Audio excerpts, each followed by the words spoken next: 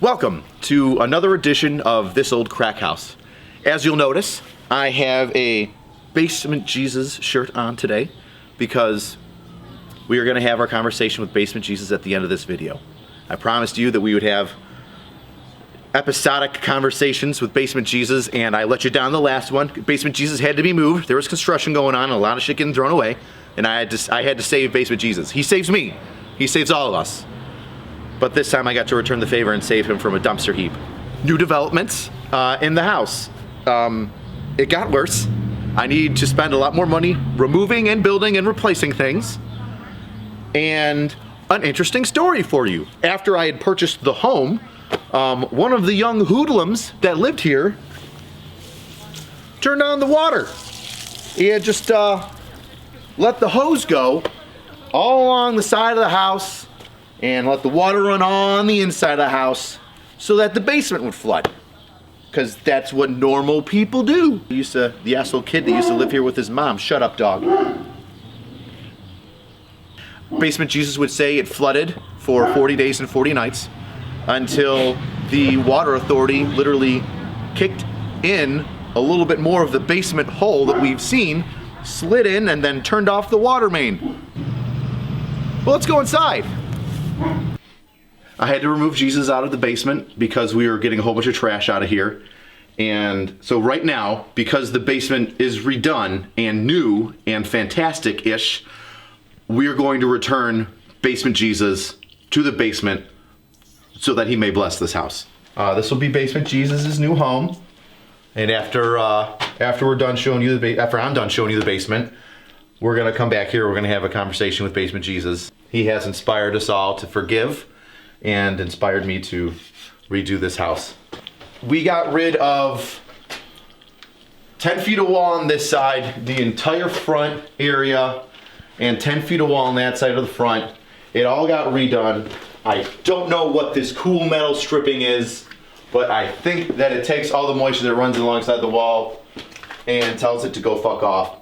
Got a sump pump, so that's cool.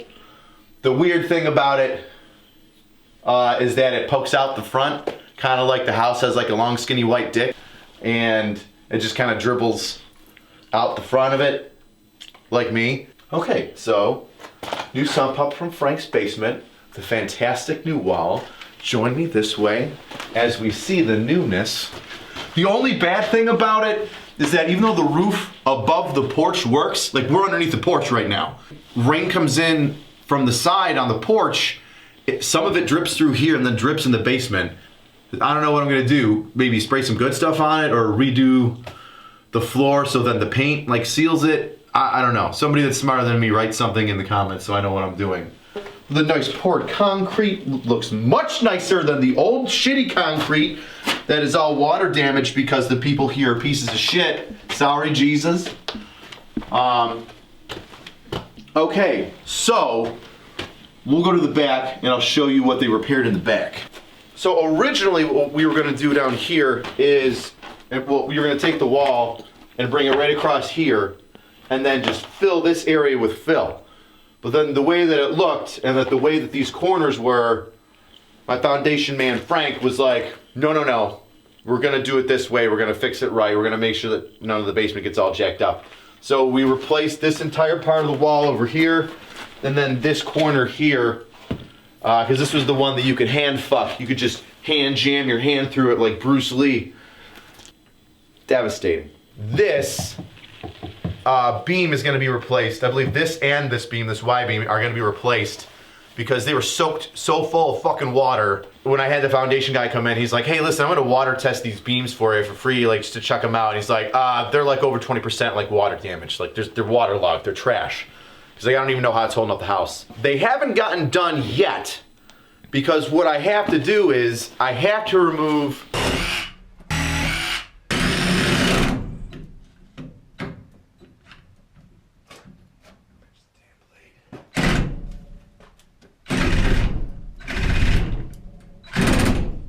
some of these pipes.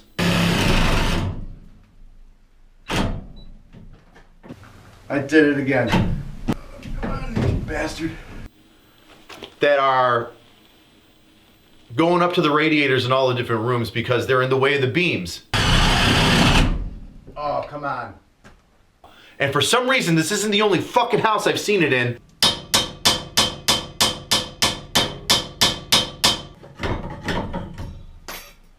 Cool. Everybody just decides to chop away the beams that are holding up the house.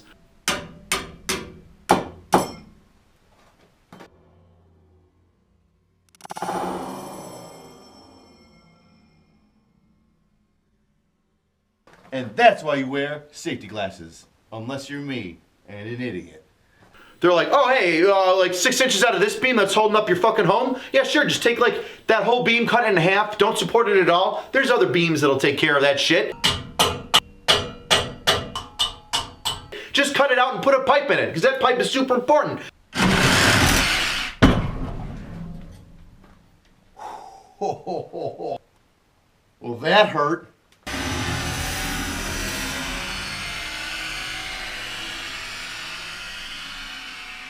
We couldn't possibly move it in some other fucking direction. There's no 90-degree stem for this. No, we've got to go 45 right through this fucking thing that holds up the house.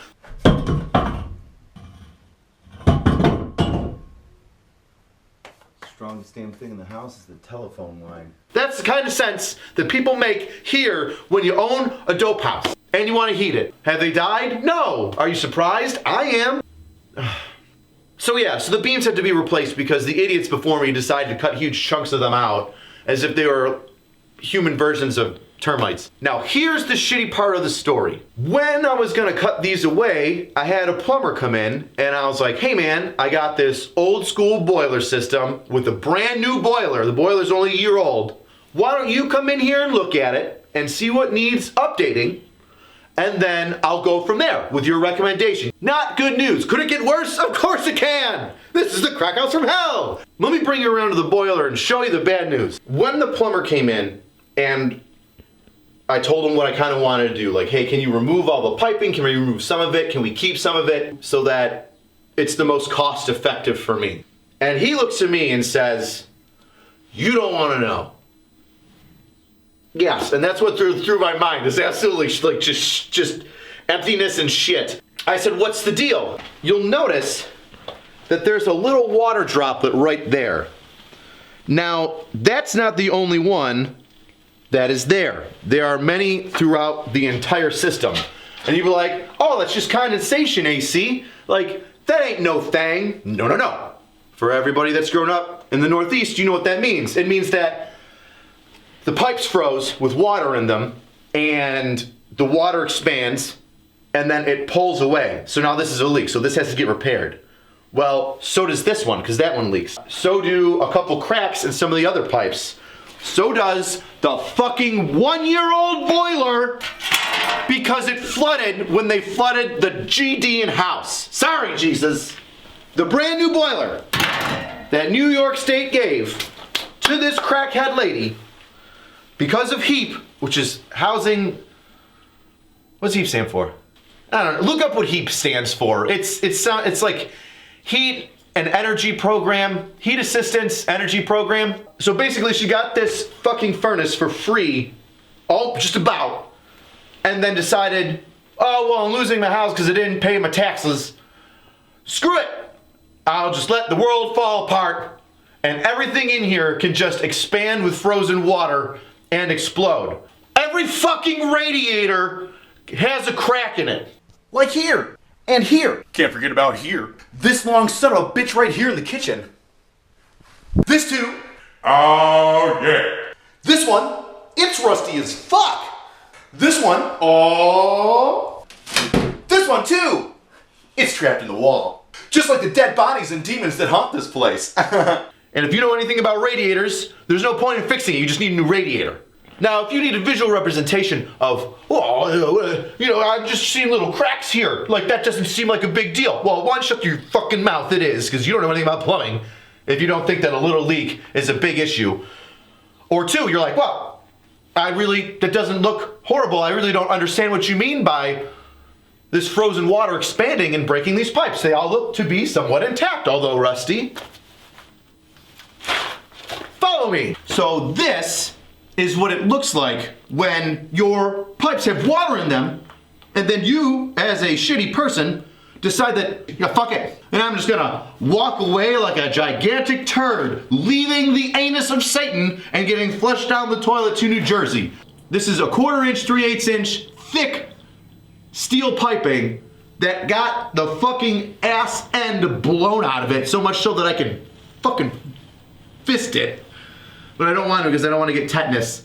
So this is what happens. Not only do I have to remove all of this piping and the radiators, which are heavy as shit, but I also have to pay for an entirely new forced air system. You might be asking yourself, how much would it cost to replace all of that?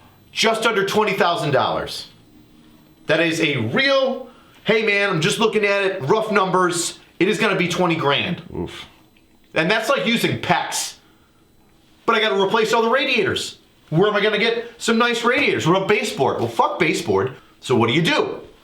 Well, he's like, well, I could put a furnace in the basement, and I could put a furnace in the attic.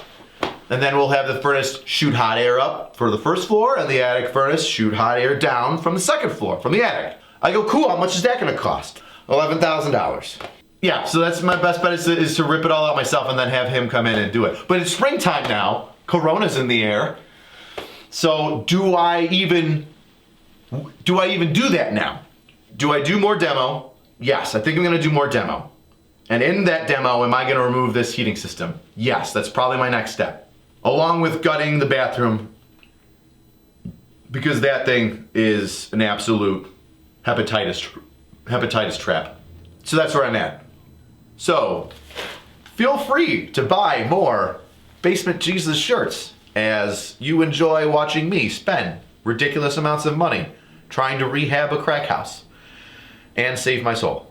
And now, conversations with Basement Jesus. Dear Lord, why did you let the basement just crumble in on itself? Basement Jesus, Easter is coming again, and I know you want this house to rise again, as you already lifted it up on stilts. It rose again, just like you, Lord. There was a parable of a man building his house on stone and a man building his house on sand. And because of the firm foundation, his home wasn't swept away. And maybe that parable has something to do with this house. But right now, I just feel like I'm wearing your crown of thorns and there's blood in my eyes and I can't see the end of this. Oh, Basement Jesus, please stop letting things break in this house. Which I've been trying to do a permit and the city hasn't given me a permit yet. Jesus, you had your way with hookers and tax collectors. Can you please use your ways to persuade a city worker to give me a permit so that I can do demolition on this house? In your name. Hopefully Basement Jesus approves. This reminds me of, what's that movie called where all the teenage kids die? Oh, very specific. Final Fantasy, Oh, come on. The one where the tree trunk goes through the window of the car and crushes the kid. What is that movie called? Final something.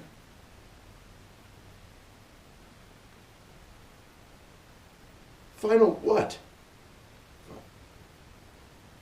Oh my God, I'm gonna have to Google it. Oh, I'm not gonna be able to get over it. I can't stop thinking about. I'm not gonna be able to stop thinking about what the stupid movie is.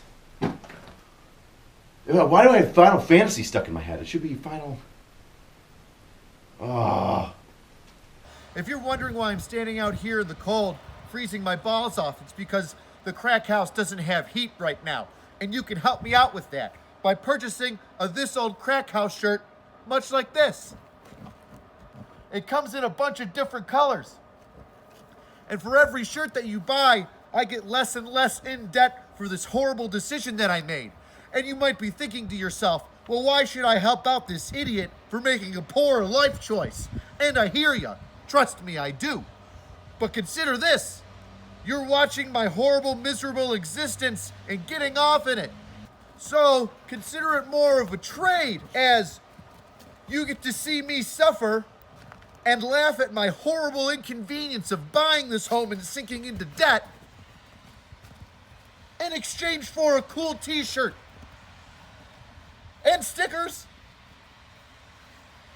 So there's that. All right.